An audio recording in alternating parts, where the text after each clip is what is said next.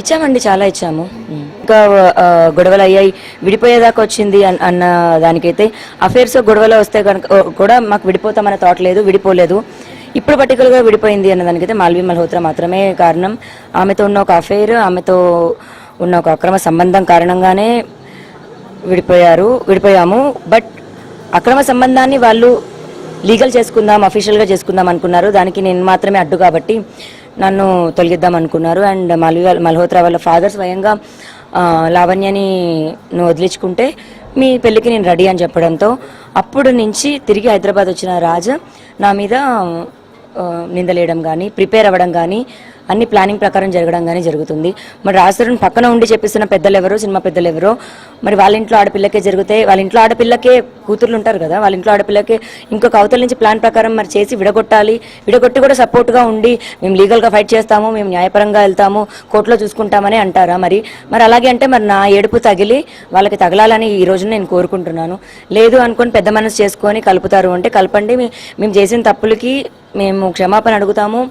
ముఖ్యంగా నేను అండ్ ఇదే మీడియా ముందు మీడియా ఫ్రెండ్స్ అందరికీ కూడా సారీ చెప్పుకుంటాను. నేను డ్రగ్స్ కేసుకు సంబంధించి మిమ్మల్ని ఇరికిచ్చే ప్రయత్నం చేశారంటున్నా, అసలు ఎందుకు చేయాల్సి వచ్చింది ఏంటి?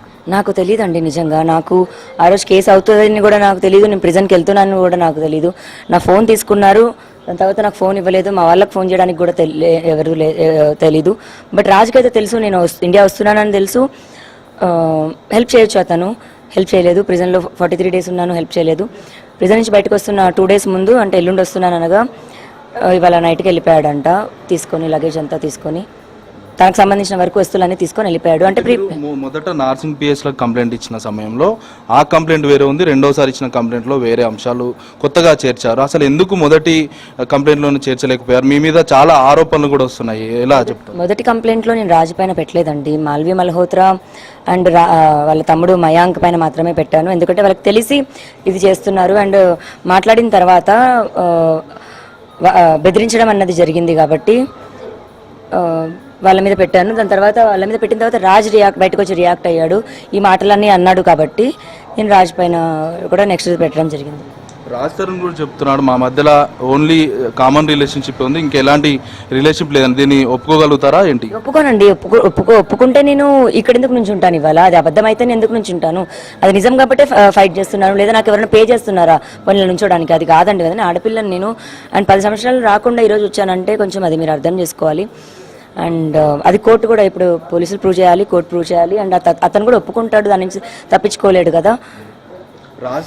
మాల్వి మల్హోత్రాని మీరే కాల్ చేసి బెదిరింపులకు పాల్పడ్డారని మల్హోత్రా చెప్తుంది, ఎట్లా చూస్తారు? ఏమీ సంబంధం లేకుండా నేను ఒక అమ్మాయికి ఎందుకు ఫోన్ చేసి మాట్లాడతాను, ఎందుకు బెదిరిస్తాను అని బెదిరించలేదు. తల్లిదండ్రులను కావచ్చు, సోదరుని బెదిరించారని ఇప్పుడు ప్రస్తుతం కేసు పెట్టింది, ఎవిడెన్స్ కూడా ఇచ్చింది, ఎట్లా చూస్తారు? ఏమీ ఎవిడెన్స్ ఇవ్వలేదండి. అక్కడ ఎవిడెన్స్ ఉండడానికి ఉండాలి. ఇప్పుడు నేను మీకు ఇన్ని చూపించాను, అమ్మాయి సైడ్ నుంచి ఒకటి చూపించామనండి, నేను దాన్ని కౌంటర్ ఇస్తాను.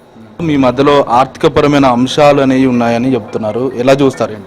ఏమీ లేవండి. ఇంకేమైనా ప్రాబ్లమ్స్ ఉన్నాయంటే అందరి సంసారంలో ఉన్నట్టే ఉంటాయి. కాకపోతే ఇప్పుడు నన్ను వదిలించుకోవాలి అన్న కాన్సెప్ట్ ఏదైతే ఉందో అది మరి ఎవరి వల్ల కలిగింది, ఎప్పటి నుంచి కలిగిందో అతను సమాధానం చెప్పాలి. మరి మాల్వి వచ్చాకే మనిషిలో మార్పు అన్నది నేను అనుకుంటున్నాను. రాజ్ తరుణ్ మీతో ఎలా ఉండేవాడు ఏంటి? తను ఫస్ట్ ఒక షార్ట్ ఫిల్మ్ చేసుకుంటూ వైజాగ్లో ఉండేవాడండి. తను ఉయ్యాల జంప మూవీతో మా పాపకు పరిచయం అయ్యి మా పాపే తను ఒక స్టెప్ చేపియనికి మా పాపే కర్త కర్మ క్రియ అండి.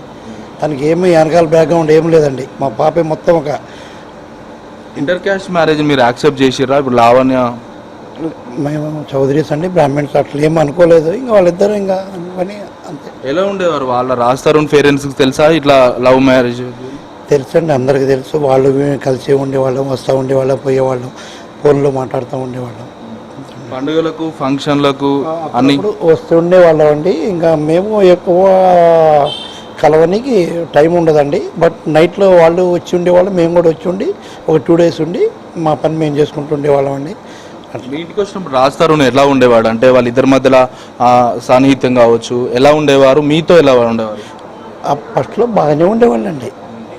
ఇప్పుడు ఏదైతే నా సామిరంగా మూవీ వచ్చిందో ఈ పాప మాల్వి మల్హోత్రా అప్పటి నుంచే వచ్చిందండి. ఎప్పుడైనా గతంలో లొల్లిలు పెట్టుకున్న ఘటనలు ఉన్నాయా రాజ్ తరుణ్? లేదండి, అది మామూలు. తను లింక్ చేసుకున్నప్పుడు అది మామూలుగా తను ఏమైనా తిట్టు ఉండొచ్చు, తను కొట్టు ఉండొచ్చు, దాన్ని కూడా మేము పెద్ద ఇష్యూ చేయలేదండి.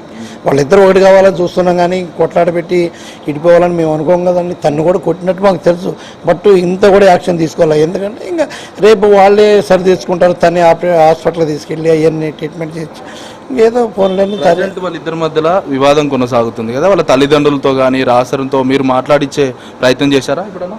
ఎవరితోటండి? రాస్తరం లావణ్య మధ్యలో ఇద్దరి మధ్యలో వివాదం నడుస్తుంది, వాళ్ళ తండ్రులను కూడా మీకు పరిచయం కదా, ఇలా మాట్లాడించే ప్రయత్నం? వాళ్ళ తండ్రులు అయితే 3 months మా పాప ఎప్పుడైతే ఆ కేసు వచ్చిందో అప్పటి నుంచి వాళ్ళు మాకు టచ్లో లేరండి.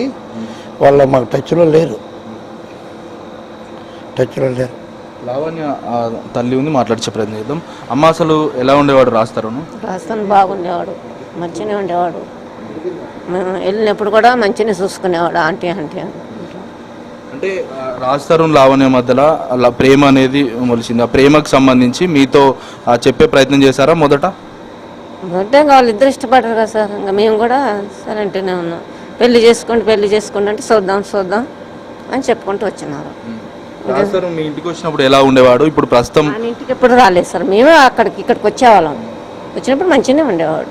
రాజతరుణ్కి లావణ్య తల్లిదండ్రులు పెట్టుబడి పెట్టారు, ఆయన హీరో అయ్యేదాకా అతనికి సపోర్ట్ ఇచ్చారనేది లావణ్య చెప్తుంది. అసలు ఎట్లా చూస్తారు? పెట్టేవాళ్ళం, ప్రతిది కూడా మేమే తీసుకొచ్చేవాళ్ళం. ఏ రకమైన సహకారం ఉండేది మీ తరపున? అన్నీ రైస్ కానుంచి, అన్ని గ్యాసులు కానుంచి, అన్ని డబ్బు రూపంగా అన్నీ ఇచ్చేవాళ్ళం. ఎప్పుడు ఫోన్ చేస్తే అప్పుడు పైసలు ఇచ్చేవాళ్ళం. రాజతరుణ్ లావణ్య, ఇప్పుడు రాజతరుణ్ లావణ్యను విడిపోయి వెళ్ళిపోయాడు, ఎలా చూస్తారు ఏంటి?